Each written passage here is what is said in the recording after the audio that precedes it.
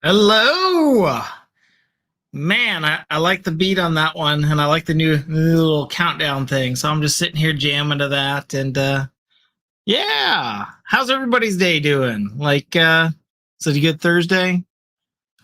I like it.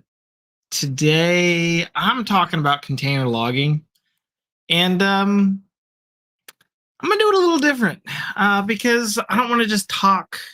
I mean, I don't have a problem talking, but this subject in particular, what I keep finding is that there's a lot of blog articles, and well, they show like little tidbits, little nuggets of here's an example of doing container logging. Here's how you do it this way. Here's how you do it that way. And they're not as comprehensive as I'd like them to be. So I got a treat for y'all. Feel free to throw out questions. I'll gladly go through that. But the treat for you today is I'm going to turn this into a live demo / workshop kind of thing. I mean, if you have Docker installed somewhere, you could follow along. And on that note, I'm going to share my screen here real quick. And here we go. And you should be able to see the screen now. Hopefully I got the right screen. There we go. So everything I have is on this GitHub. So the files I'll be referencing are these bottom 4 files. And the walkthrough I'm going to give, I actually kind of pseudo documented it. It might not be exactly what I'm doing, but it'll be close enough so that one, there's a recording of this after the fact you can kind of replay, but just kind of as an example here. So, and thank you. The link to this GitHub is just posted under the comments, so you can bring this up. So if you want to, you can click on this demo walkthrough, and I'm just I got it up on a different monitor, and I'm going to kind of go through this. And really, this is, well, I'm going to give examples of Docker logging, but the same concepts actually apply to, say, like Amazon container Kubernetes logging versus Google Cloud versus Azure. And I'll kind of talk through the minor differences, but they are minor. So this is effectively how containers can log, and we're going to go through the ins and the outs, and yeah, right? Okay, all right. If you like what you see today, this is some of the stuff we're doing in 555 with logging. We actually have a lab where you do some of this. We also do a lab for grabbing access of container memory, which I'm going to show as a bonus at the end, which will be helpful for like forensic and stuff. We do that in 530.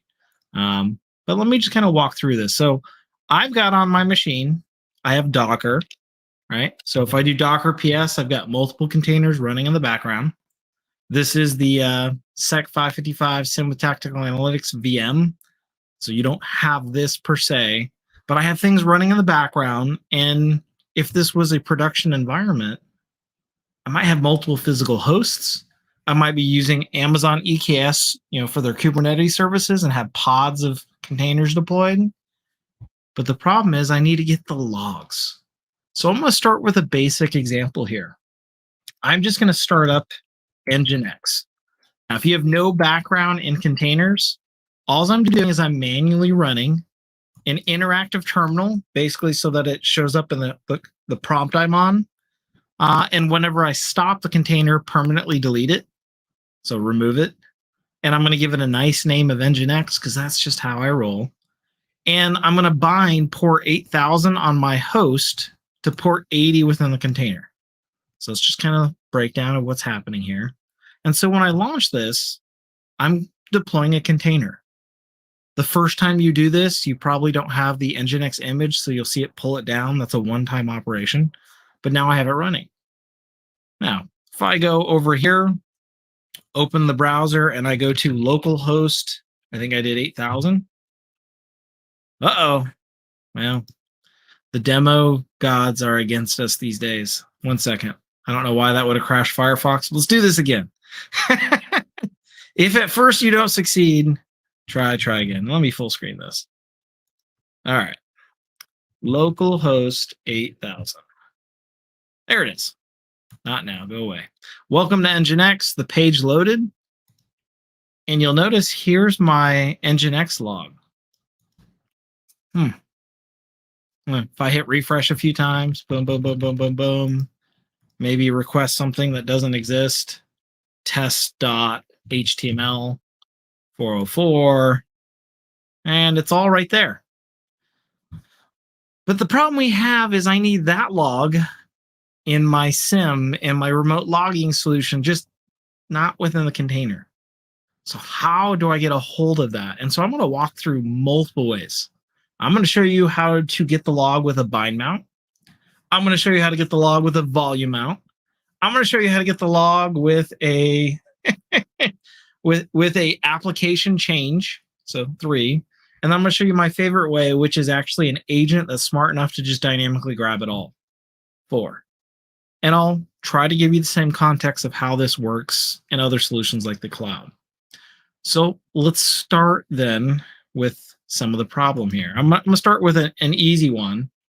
And what I'm going to do is I'm going to do a bind mount here. Show you what I'm doing. In this case, what I'm doing is same command, but this time I'm adding this right here. Add a volume mount on my host of temp Nginx logs, and then similar to a symbolic link that into varlog Nginx within the container. Now, I'm going to make sure that folder does not exist currently, because I think it does. So temp Nginx, so just make sure there's nothing in it. Sudo goodbye.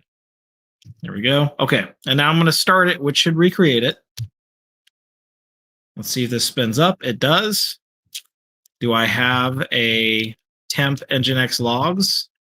Yep. Shouldn't be anything in this currently, but let's see what happens if I hit the page. There it is. So in this instance, what I did is I took the logs, the folder that contains the logs, and I linked it from the container to the host, similar to like a symbolic link.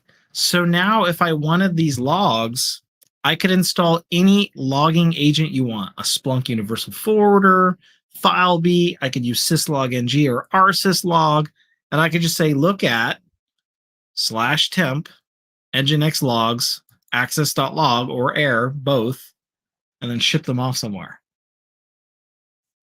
But stop and think about this for a second. If you're familiar with containers, this can be a little problematic.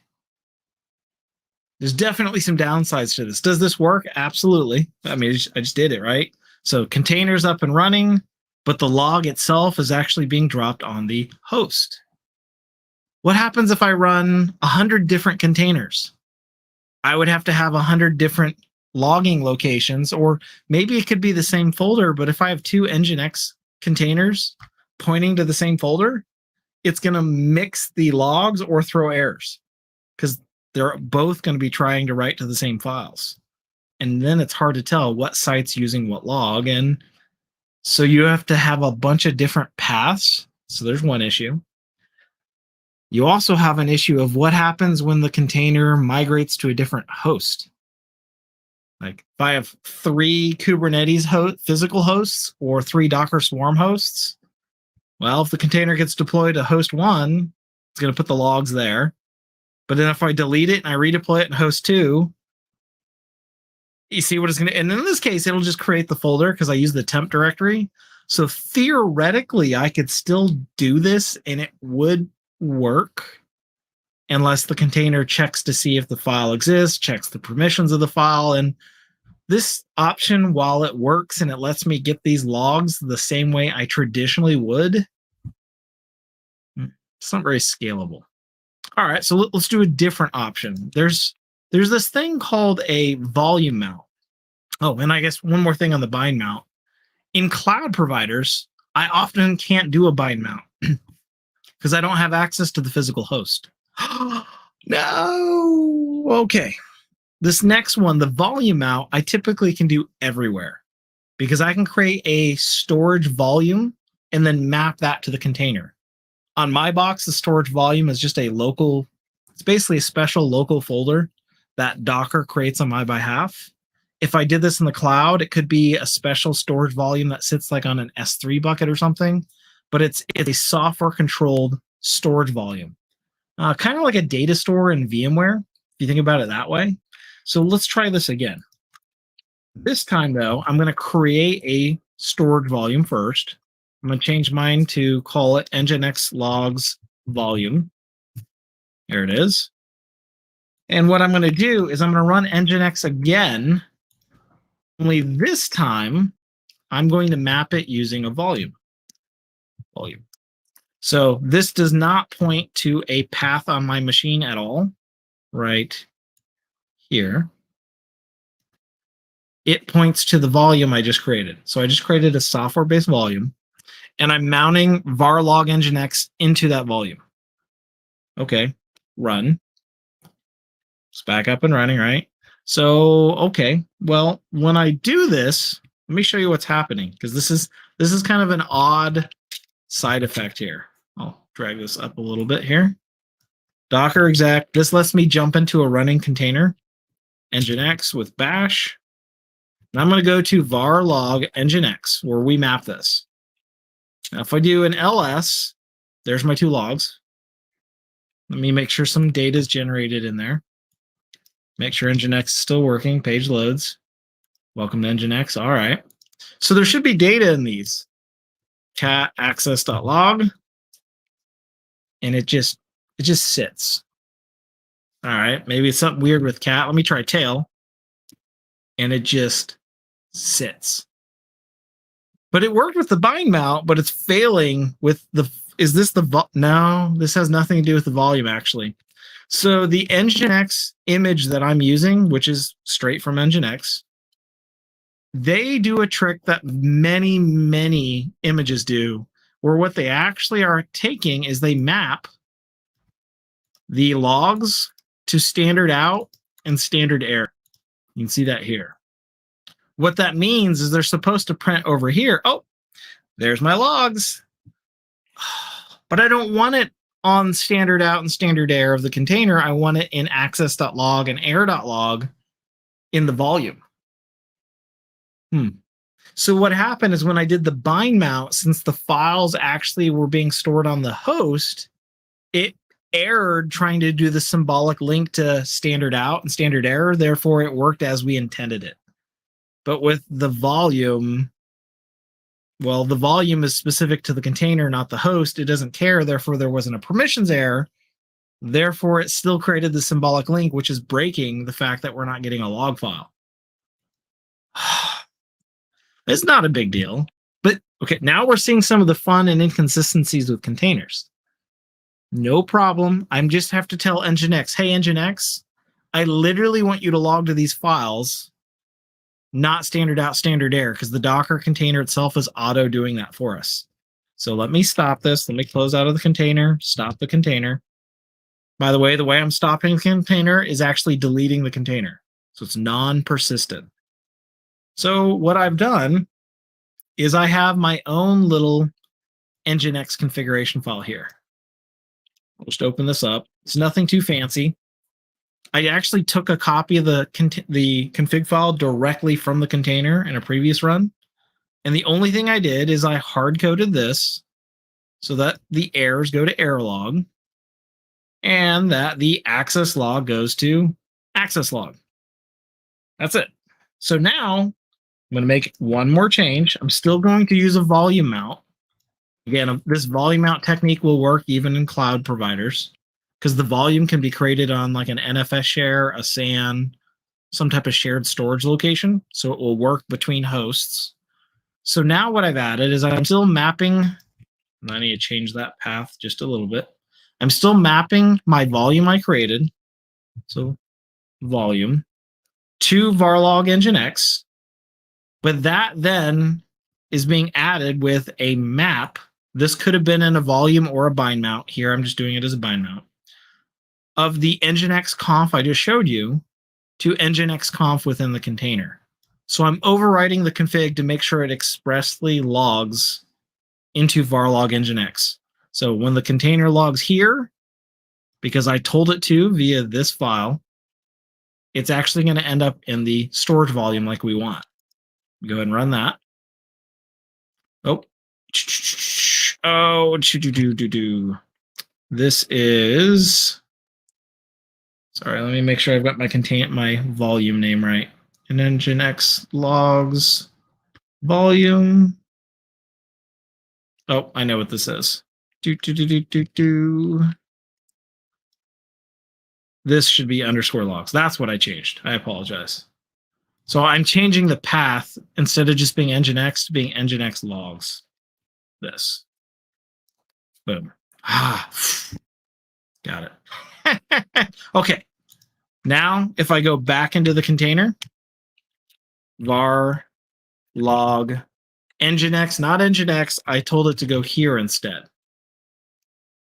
There's my files. They should currently be empty, but I can now tail it. There's nothing there, but only because I haven't accessed anything yet. Refresh the page and make sure that's working. And we'll also do the 404. Uh-oh. That is going to standard out. Man, I just had this a second ago. All right, so here's what I'm going to do. This is a little trick. So notice this is empty. Stop, restart. I'm getting the volume basically pre-prepped. And if this doesn't work, I'll show you how to fix it anyway. Var log nginx logs go. Let's make sure it's not standard out. Notice this time it doesn't say that standard out mapping, that symbolic link that was initially created was destroyed, which is what's causing this problem. Let me make sure this is working. There we go.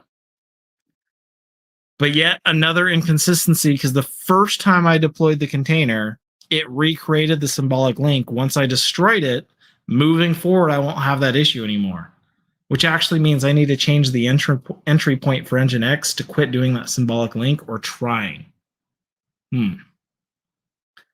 But the only thing we actually changed here is instead of mapping, stop this, instead of mapping from a folder on the host to a folder in the container, the bind mount, we mapped a storage volume to something within the container.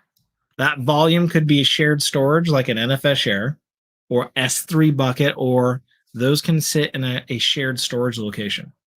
This solves the issue of, well, what happens if I have to get container logs in the cloud or on premise, but my containers move from physical box to physical box? So option 2 here, using a volume mount, does make this solvable, but there's still some inconsistencies that we have to go through. And I've created a new issue.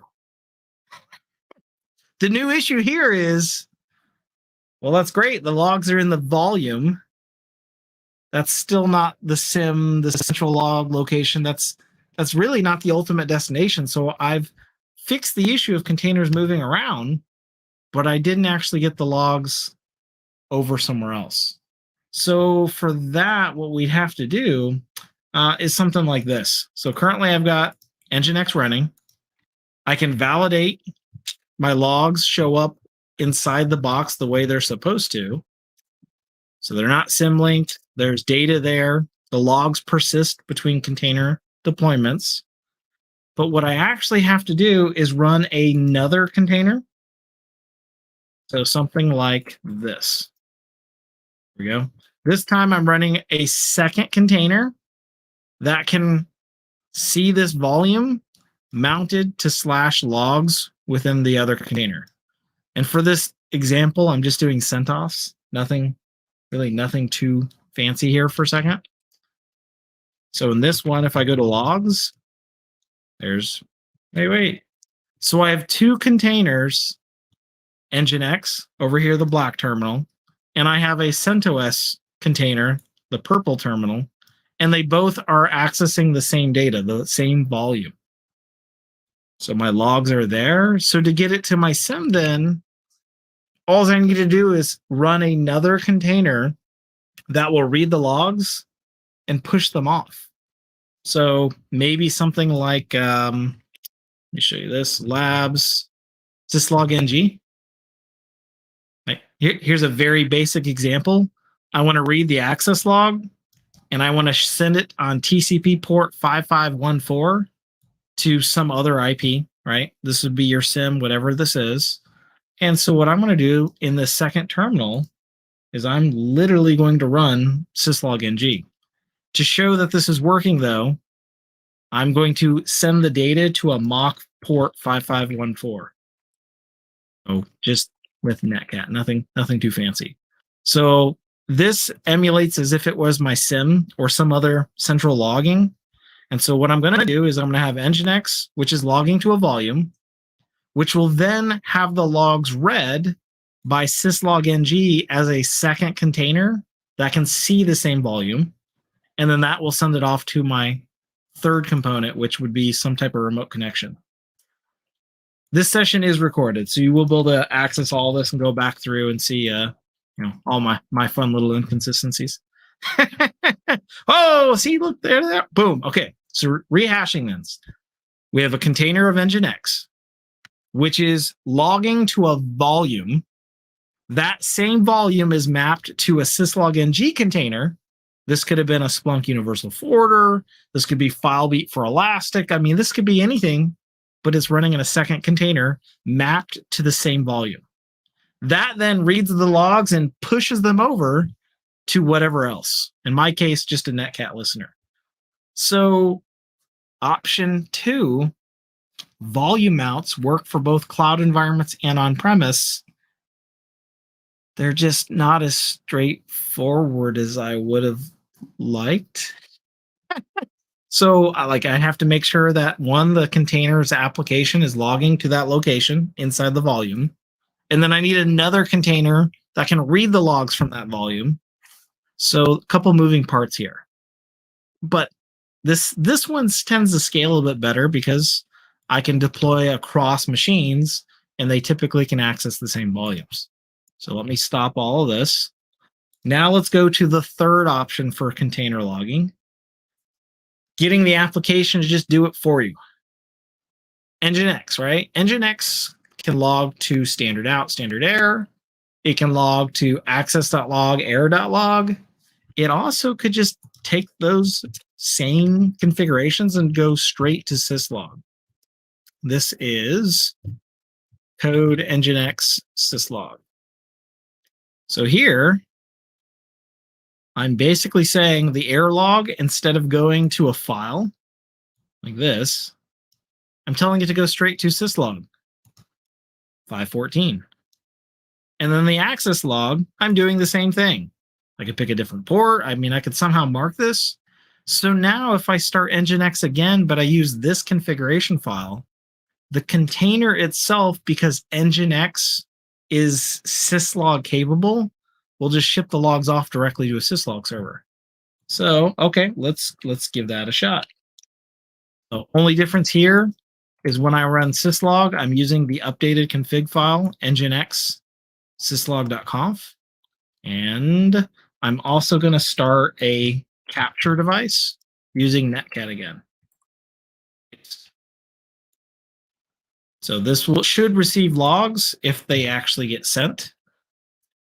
Nginx is up and running. There's no logs currently because no traffic.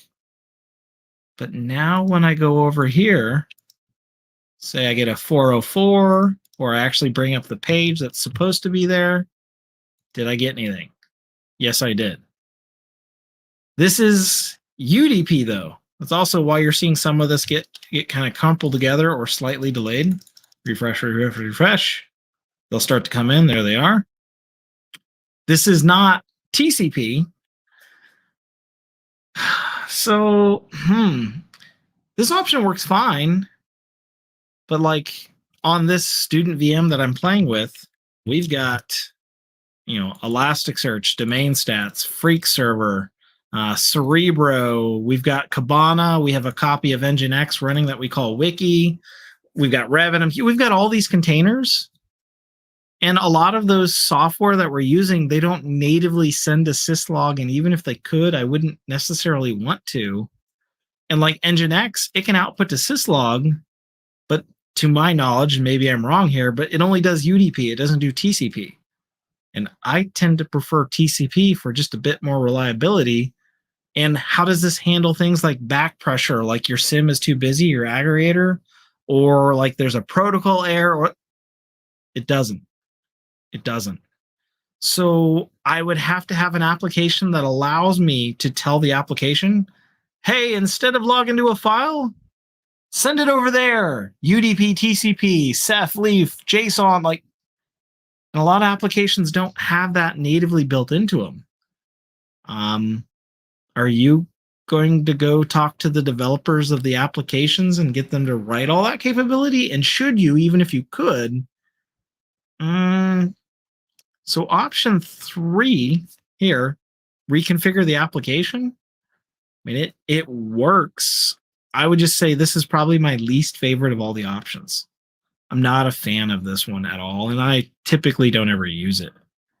But it wasn't that hard to get Nginx configured to just send directly, but the rest of my containers don't support this capability.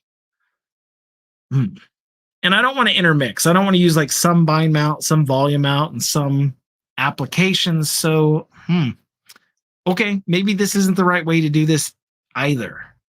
Okay, well, let's go to a 4th option here, which is actually my favorite one. Let me close out of these. Stop that. That one was already stopped. Okay. Good. 4th option. This is my favorite for both cloud and on-premise. The 4th option is get an agent that is container aware. That's it. How does that help me? Well, most Docker images by default will logs to standard out, standard error.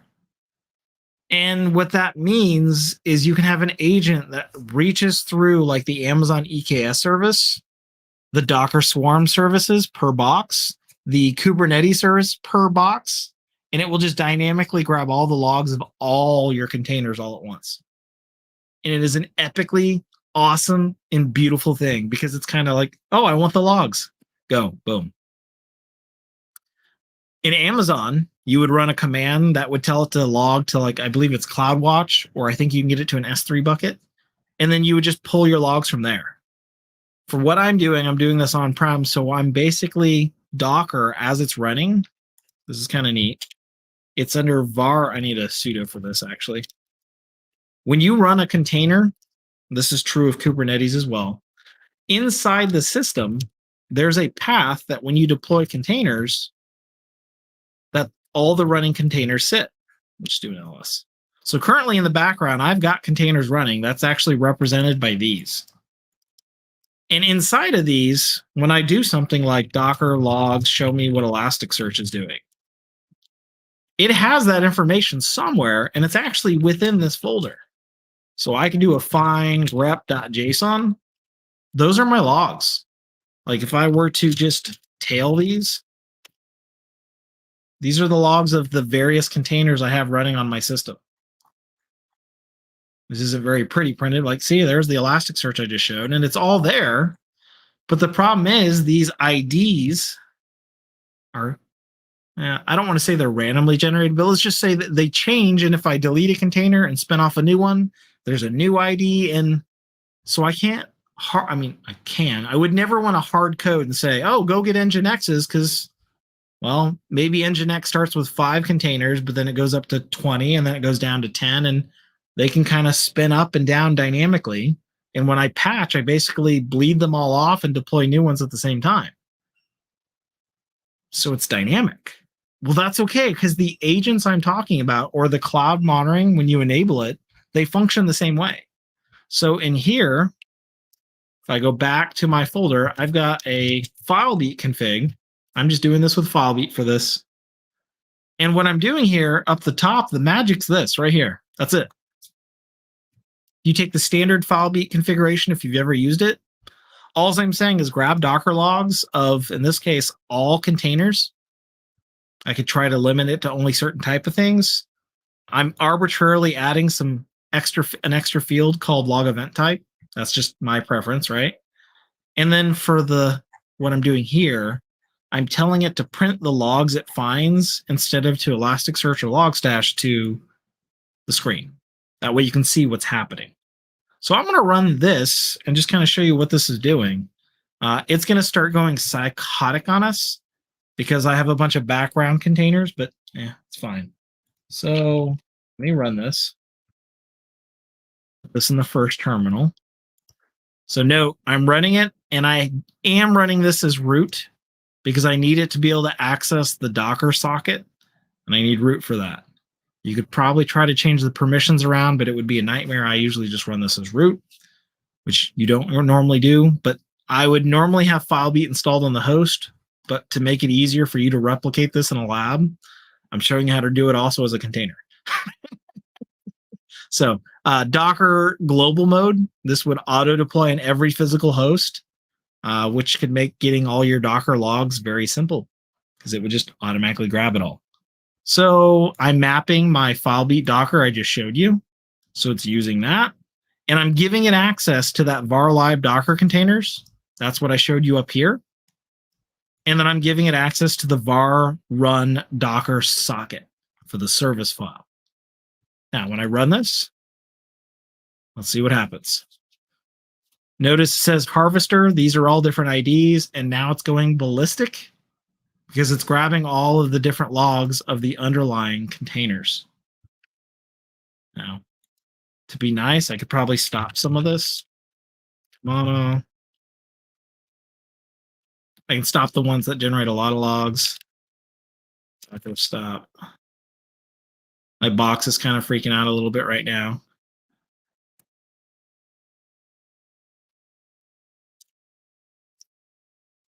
And so this will start to slow down as I'm doing this. The other fun thing, though, is it's also capturing its own logs. So there we go. It's starting to slow down. And if I stop this and scroll up and look at some of this, you'll see stuff like it's giving me background information about each of these that it's grabbing. Like Docker, that was for FileBeat. Here's a Red Hat instance. All right, see, I saw a Freak server. So this is FileBeat monitoring itself right now. Somewhat of a loop. Here's a Cerebro log. I just stopped Cerebro a second ago. So you can see this log right here was something that happened in the Cerebro container. And so it's basically doing exactly what I wanted it to. I wanted to grab all of the logs of all the containers it can find and then send them on. Now, I still have to parse my logs. So this is not going to give you a free pass for like the most picture perfect automatic logs out there. Your logs will still be in the format that they would have been in the container. So you still got to parse. Some logs are better than others. Like, when I did Docker logs of Elasticsearch, this isn't very helpful, but I could have converted that over to JSON and it would have been easier for me and I could have just handled that. Nginx, if we looked at the Nginx logs that we had in the volume, or actually I think I still have some in temp. Yep. If I look at this, I would still have to parse this kind of as a CSV or W3C file, CSV. But I could have told Nginx to log it as JSON, and then that could have helped me not have to parse. But those are all data source specific or application specific configurations. What we're solving in this kind of live stream is I'm showing you how to dynamically grab all of the container logs regardless of what the container is. And so option 4 here is using an agent that is container aware, meaning it dynamically discovers the running containers, goes and grabs their logs, and just puts them all in one spot. Amazon, like EKS, that would have been something like CloudWatch or an S3 bucket. And then you would have just pulled from that. Here, this is FileBeat grabbing all the Docker logs, and then it's sending them on to, well, Kafka, Elasticsearch, or Logstash. Logstash could have sent it to Splunk and QRadar, and unless you want to use one of their agents that can do this. FluentD is another free one that can do this. NXLog Community Edition, I believe, can do this. Vector.io can do it. Get my point here. There's a lot of options that actually can dynamically reach into the containers and get their logs. Sweet. So option 4. That is my favorite option. That's probably the easiest for grabbing all this stuff. So let's recap here before I go into some bonus content. Option 1, that was the bind mount. That's where I mapped a folder on the host to a folder within the container. So I mapped temp nginx logs to var log nginx within the container. In that case, what happens there is, well, it works. I can traditionally get the logs just like I normally would, but then I have the problem of, well, what happens if the container moves to a different host? Well, the bind mount doesn't work across physical boxes. So to fix that, we kind of went to option 2, which is the volume mounts. We create a volume, we map a container to it. Those volumes typically sit on shared storage, like NFS. And so what happens, whether the container is deployed on physical host 1 or 99, the logs still sit in that volume, that container volume. But I can map logging agents to that same volume so that they, from a container perspective, can read the logs and ship them out. That's considered a sidecar approach. It's a little bit more work, but that works even on cloud environments where you can't do bind mounts. Option 2, convoluted, but it works. Option 3 was change the application, which isn't always realistic, or number 4. Have I seen any issues with containers that spin up and down quickly with lost logs? That is definitely possible. In this case, I can actually show you this. Actually, I didn't call it in here. There's usually a scan interval. It's typically something like 10 seconds. So if a container spins up, does something, and then goes back down in less than 10 seconds, it might not have grabbed the logs. So if it's born and then purged within 10 seconds, that's a problem. I could add another one of these that has a scan time of 1 second, and then that shouldn't happen.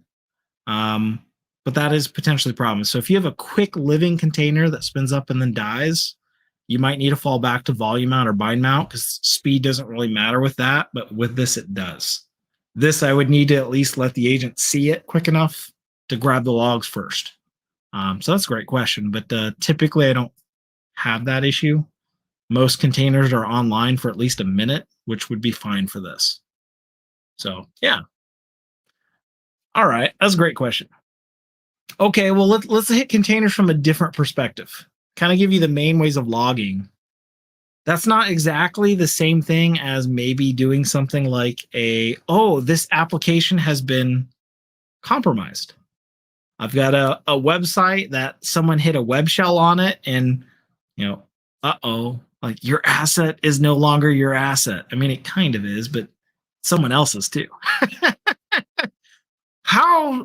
How do I handle like investigations from that stance? And again, I've said this before and I'll say it again. I think containers are confusing. One, because they are different. But I think two, it's because there's more than one way to do something. But the more options we have, I actually think it tends to be better, but it does make it convoluted. So, okay, let's say I'm going to deploy Nginx again. Just using this for consistency. I'm going to get Nginx up and running. There we go. I'm just doing the default, no volume mounts, no bind mounts, no nothing. So it's up and running. I can hit the page. When I hit the page, it logs to the screen because I'm not worried about getting these logs per se. But let's say at some point we realize that this container somehow got compromised. Well, now we need to kind of kick off kind of incident response mode. And if I just stop the container, eradicate, right? If I just eradicate the attacker, the problem is stopping the container in this instance purges everything. Now, if you did the logging that we did, like any of the four options, you've got the logs, so you're covered there. But if you're wanting like artifacts that the attacker left behind, like what was the shell that they uploaded to the box and then connect like the web shell code, if you wanted a copy of that, if you wanted to like pull anything that's inside the container outside of the logs, well, that's different because that's really more of instant response. So this would be like what's in the RAM of the running container, and maybe are there any files outside of log files that changed? And I'm not going to give you like a comprehensive, this is how it's done. I only have 19 minutes. So I'm just going to give you kind of like the watered down. It's not watered down. It's still super awesome. I'm going to give you a quick whiz bang, boom. Here's how we can do this. Start with one, memory capture. Okay. I'm going to use this super cool, awesome tool called Microsoft Procmon. I know some of you are like, a Microsoft product? No, I'm sorry. I like it. This is actually what we do in one of the labs in 530. So I have Procmon installed on this box. You would have to install it, but you're installing it on the host, not the container. And so what I'm going to do is I'm going to go in and do this. Actually, for the memory dump, let me do a more fun example here. That will show you more like this is actually RAM. Instead of Nginx, I'm going to run CentOS manually, and I'm going to put a secret key or password in it. So my super secret password 1234. All right, don't tell anybody. Okay. Now, what I'm going to do is I'm going to access test containers 1 contents of RAM, thus letting me steal the key. By the way, this is why you need to secure hypervisors like VMware, vSphere. It's also why you need to secure your Linux kernel and the overall host running your container environments. No matter what, I know containers and virtualization are not the same thing, but if you get access to the host, you have access to everything. Now, for our purposes, this also doubles up for how we would do instant response. So what I'm going to do is I'm going to figure out what the current process is of the container. So my test container is process ID 133843. So test container 1, right? And then what I'm going to do is I'm going to cd into temp. I'm going to create a memory dump folder. And what I'm going to do is I'm going to do sudo proc dump -p 133843. Dun, dun, dun, dun. There we go. Okay. Now the way I'm doing it, it's not like a binary memory dump. It's actually like a, I mean, I guess it kind of is. Okay, it really is a memory dump. But what I'm going to do is I'm going to run strings against this, and I'm going to grep for secret. Oh, my password. It's in clear. Well, it's not really in clear text. It's in RAM, which is kind of clear text. Okay. All right. It's kind of clear text. But here's the thing. Like if this was a container that was compromised and you needed a memory dump of it, with containers, it's easy because they're technically just running processes. Like, actually, this is going to show up as bin bash. There it is. So I can find the process of it, and then I dumped it. It was actually this one. So the memory dumps are actually pretty small. Like looking at this, mine was here. That's not too big. That's not bad at all. Compared to my whole box, which would have been, I think it's 8 gig on this one. Yeah. So instead of dumping 8 gig of RAM, I only need to dump the containers memory, which is a much smaller footprint. And then from there, you can analyze it with all your standard memory tools. It'll just be fast because containers aren't virtual machines. They're not allocated like, this much RAM. They're like a process, and you just dump that out. Okay. Well, what about any files that have changed? Like maybe the attacker did this. Maybe this is like a pen test type thing. This is the flag, matrix 4. And so, okay, well, I want to figure out what shell or what things they did. Well, I can come over here, and now I can do something like this: docker diff test container 1.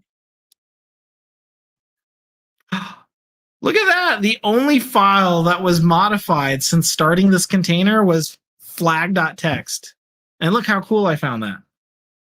Have I been looking at sysmon for Linux? What kind of question is that? Of course I'm looking at that. Like, it's like almost like a daily checklist. Like, you know what I want for Christmas? The only thing I want for Christmas is sysmon for Linux. If I can have that before or on Christmas, I will be like the happiest man alive. And yes, I love my wife. I love my kids. Thank you, God. But I really want sysmon for Linux. And that will help with container logging as well, by the way. So yes. Okay. All right. I'm not sidetracked. We're still on topic.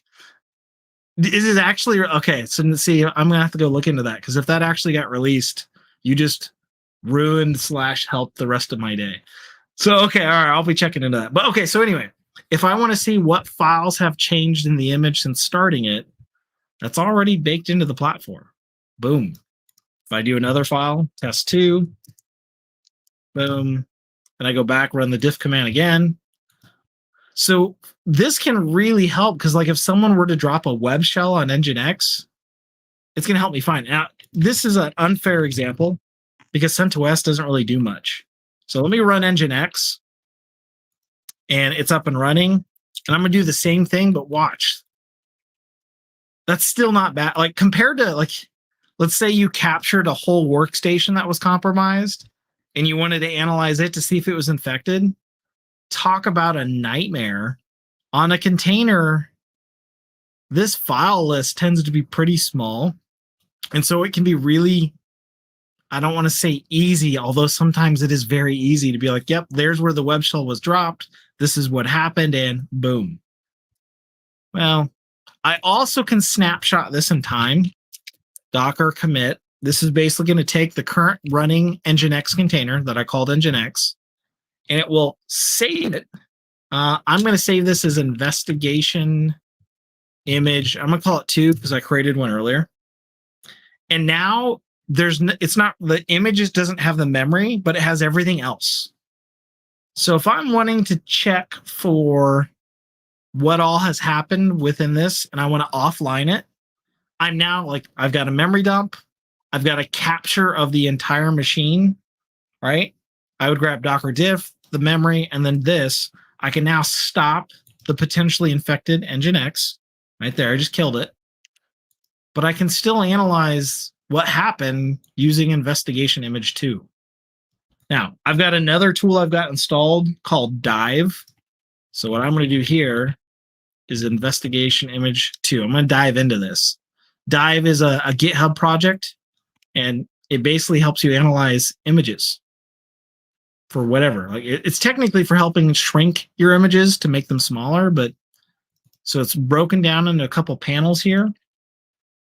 And so here, what I can do, especially on the right, is I'll do a control space to collapse these, and I can start to figure out like what's in here.